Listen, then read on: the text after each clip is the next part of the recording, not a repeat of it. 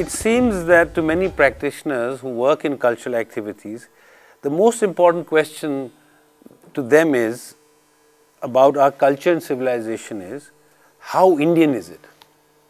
What part of it is our own and what part is coming from outside and corrupting us?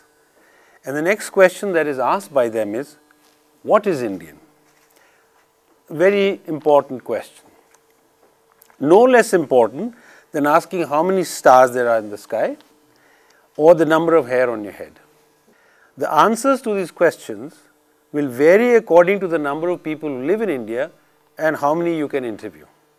Are we really facing some sort of a crisis in our identity that makes us want to search for something that we call our own? Have we become afraid of change? Have we lost our confidence in being just human beings and we want to live like Indians, dress like Indians, eat like Indians, build like Indians? Are we trying to boil ourselves and become Indians? Let me begin by giving you an answer to this question. This is of what food comes from in different parts of India, and if you go to a different region, what should you ask to eat? And it's the same problem with architecture. I cannot find a single building built in India in the past or today that I could call more Indian or less Indian. And the next 10 images will show us the problem of discovering what is Indian architecture. This is a palace in Rajasthan. This is a Hindu temple in the south. This is Bodh Gaya, one of the oldest Buddhist temples in India. Itmatuddaulla's tomb in Agra, church in Goa, and a modern colonial building in Bombay, and a modern building, office building in Ahmedabad, and somebody's private house. That's Indian architecture. So today, if we start a search for Indian architecture, we would become very confused about what is Indian architecture. And this is where some self-appointed authorities, the clever scholars, who consider themselves authorities on what is Indian, we have plenty of those, have decided that to come in and help those of us whom they regard as ignorant. They tell us to look back into history to find the answers to what is our own Indian, purely traditional Indian architecture. These scholars believe that there was a pure India in the past, and they ask us to go to the early history to prove that what is Indian was actually originally Hindu. They say that in the ancient past there was a golden age in which Hindu values and architecture and culture were dominant, and that after that golden age we were invaded by foreigners who destroyed our Hindu culture. In those ancient days there was some sort of a Ram Raj and the Praja lived in bliss. And if we believe these scholars, then it means that any building that is not Hindu was a foreign import that came into this country and spoiled the purity of our Indian culture. So if we believe these clever scholars, then it will mean that today our country is like some duty-free shop in Palam Airport which has a lot of imported brands that have invaded India. Therefore, all the buildings that came into India after the Hindu buildings should be called Indian-made foreign buildings. So that's what we are surrounded by today, according to this classification. They're not Indians, they've been made by Indians, they're sitting on Indian landscape, but they are imported objects. Therefore, these buildings actually need to be demolished, like the Babri Masjid, to regain the purity of our culture. And here are some examples of the most exotic foreign-made Indian buildings which have been imported into India. This temple was built by the Greeks in Takshila, in North India, North Pakistan now. Taj Mahal, Mughal building built in Agra in the 17th century. This is a Chettiar mansion in the south, built by Indian traders who were trading in Malaysia and Burma. And the Rashtrapati Bhavan, built by the Indians to a British design in 1936. So if we decided to make India a pure cultural country and get rid of all our Indian-made foreign buildings in a city like Delhi, then we would be left probably with just the ruins in Purana Killa as the only remains of some earlier city whose traces are just foundations. This search for cultural purity in our history is a complete and silly waste of time. Imagine if for a moment I move away from discussing architecture and talk about food and dress. We will have to accept that tomatoes, potatoes, chilies, trousers, shorts, leather belts, sewn clothes, shirts, tea, leather shoes and socks, they're all impure foreign imports and hence not a part of Indian culture. It seems clear to me that if we try and discover what is Indian by looking at our history, we are not going to find any answers to what is Indian. If we really want an answer to this question, better we look at what we are as a civilization today and not try and invent what we were through some imagined history seen with the help of television sagas of Ramanand Sagar, where the great battles of the Mahabharata were fought, to invent a pure Indianness for ourselves. India, it so happens, is located halfway between Europe and Japan and is a kind of watering hole for every culture that moves between these places. It's a place of great resources and became a natural plundering ground for the Europeans who needed to take away our produce and sell us back their products. We are a subcontinent of over 1,000 million people who live in a landmass that is bigger than Europe, and we speak to each other in over 1,000 languages. We dress and eat and build in hundreds of ways and worship over 1,000 Hindu deities, dozens of Christian saints, hundreds of Buddhist deities, Muhammad the Prophet, Mahavir Jain, Yahweh the Jewish God. And we also revere the spirits of the entire natural world. What binds this subcontinent together into a single entity is the belief in itself being a single entity, and that it has been, since prehistory till today, open to every idea and belief that comes to it. India is like some huge cauldron, like a huge karhai, within which its cultures, races, communities are bubbling and frothing and continuously churning and dissolving every external influence that falls into it. What comes out of this bubbling cauldron are enormous energies and creative spirits beyond measure. We keep generating a wealth of ideas, beliefs, crafts, products that are taken away by visitors, colonists, conquerors, curious travelers, prospectors and predators. They all have come by ship across the sea, on horses across the high Himalayas, by aeroplanes and by internet to dip their hands into the treasures for which India has been famed. Many of these prospectors and travelers settled down here and brought their cultures and architecture with them, as did the Mesopotamians, Persians, Greeks, Ethiopians, Turks, Uzbeks, Europeans, Chinese, and many more. This process of continuously absorbing others has been going on for thousands of years and is an integral part of our Indianness. So it was with architecture. Every new arrival who was able to dominate this region accumulated some wealth and tried to immortalize his identity by creating a new kind of architecture which was immediately absorbed into the culture of the subcontinent and became Indian. Throughout history, architectural experts, poets, writers, cooks, tailors, craftsmen and rulers were brought to this land from far away to create miraculous buildings and lifestyles that were unique because they had never seen such extraordinary craftsmen, tasted such exotic spices, felt such extraordinary woven silks and cottons as you find to this day in India. But we are here to talk about architecture, so let me give you some recent examples. Shah Jahan brought in Central Asian and Persians to help him build the city of Shah Jahanabad, and an Italian to help with the Petroduro work on the Taj. The British brought in Edwin Lutyens to help them in their efforts to immortalize Great Britain and build New Delhi as the center of their Eastern colonial empire. Nehru invited a French architect, Le Corbusier, to plan the city of Chandigarh as a symbol of modern India. None of these invited architects had ever built such incredible buildings in their own countries. It's not as if they copied buildings that they brought to India that they had in their own countries. India gave them an opportunity to build something unique.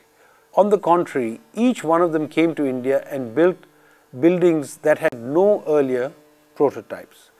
This is the work of the archway of the Taj with the Petra dura, the inlay work of semi-precious and hard stones. This is a miniature painting done by a British artist in which the Viceroy is sitting like the Mughal Emperor, Lord Hardinge, and he is being presented by a model of the Rashtrapati Bhavan by the English architect Edwin Lutyens. This is Le Corbusier, the French architect who designed Chandigarh. A great theoretician who dreamt of ideal social cities.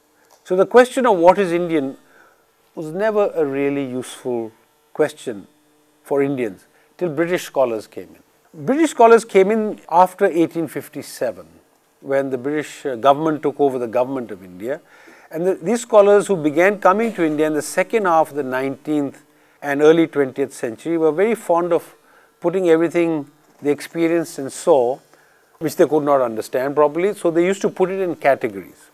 They could not fully understand how to describe the extraordinary varieties of Indian architecture, some of which I have shown you. So there was a certain Mr. Ferguson who was deputed to write a history of Indian architecture and put it in various categories so that the imperial rulers could understand it in terms of their own simpler cultural experience. Ferguson toured the whole country and decided that the whole of architecture in India could be very simply arranged into Hindu architecture, Buddhist architecture and Islamic architecture.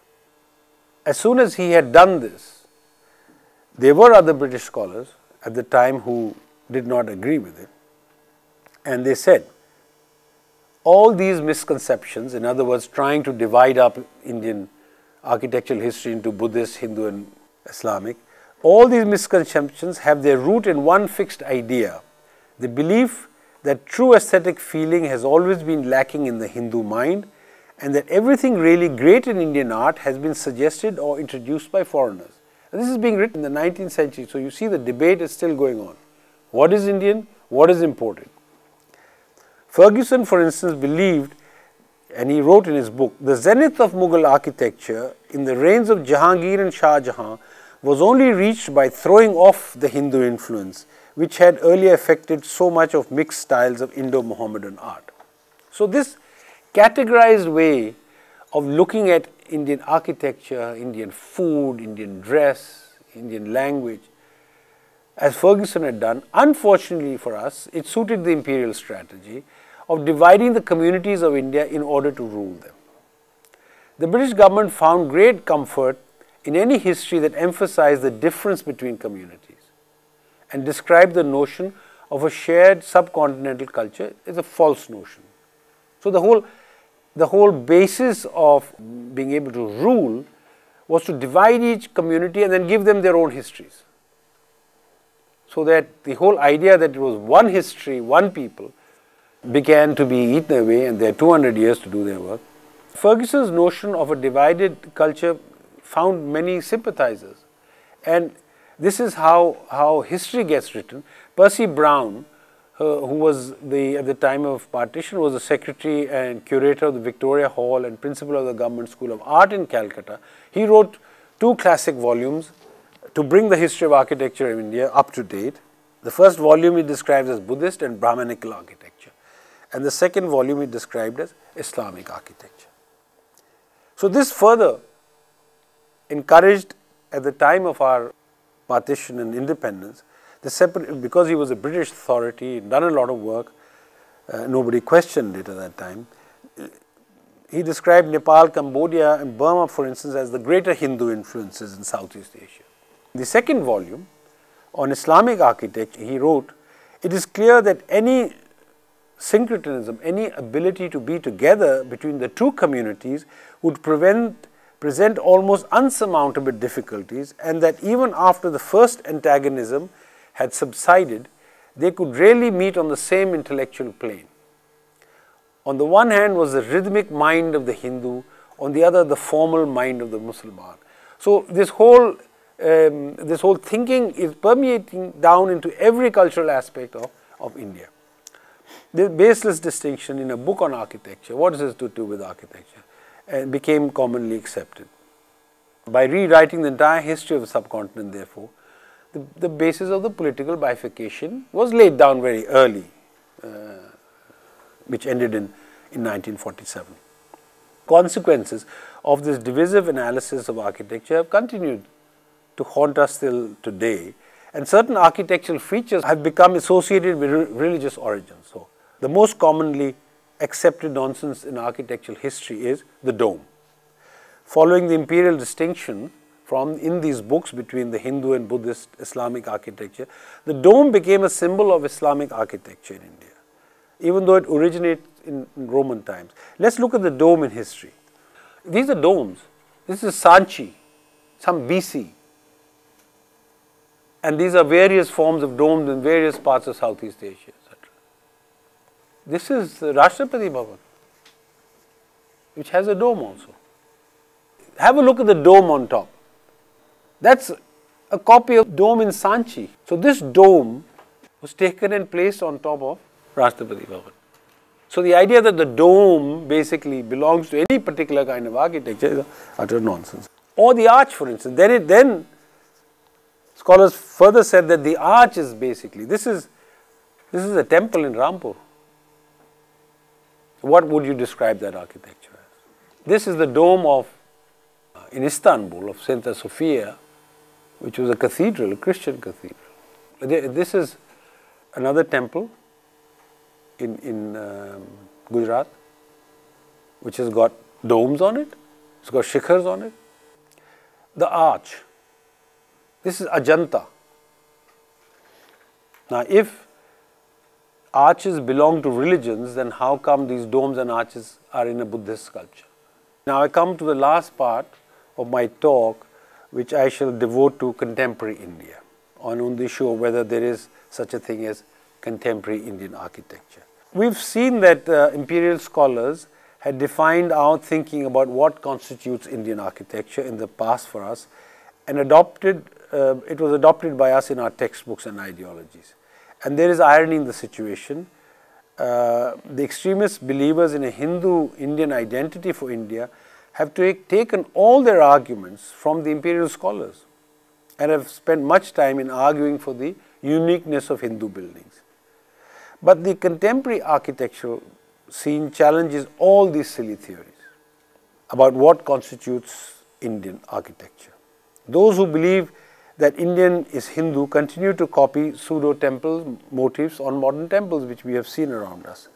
But this forms only a tiny fraction of the contemporary Indian architecture scene. The reality is that the majority of Indian architecture today is influenced by architecture in Dubai, in America and Europe.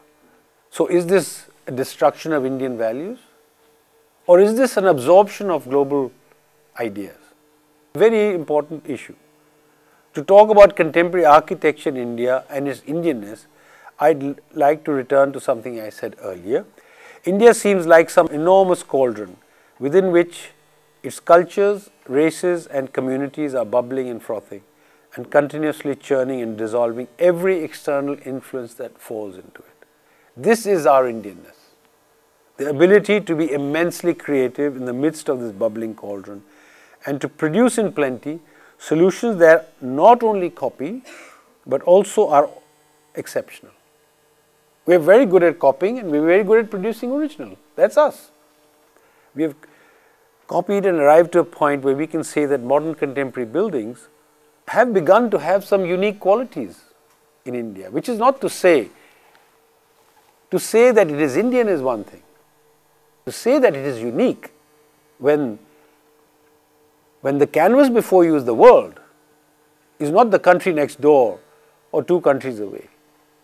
Personally, I don't do Indian buildings or foreign buildings, I just do buildings. And one does buildings according to the limits of one's creative capabilities. One designs buildings that bear the influence from the whole world. Today, we are seeing, absorbing, and listening to the whole world. We take inspiration from the life that is around us. I would like to find somebody who is able to define what is Indian and get more than 3 people to agree on. Therefore, I regard it as a waste of time.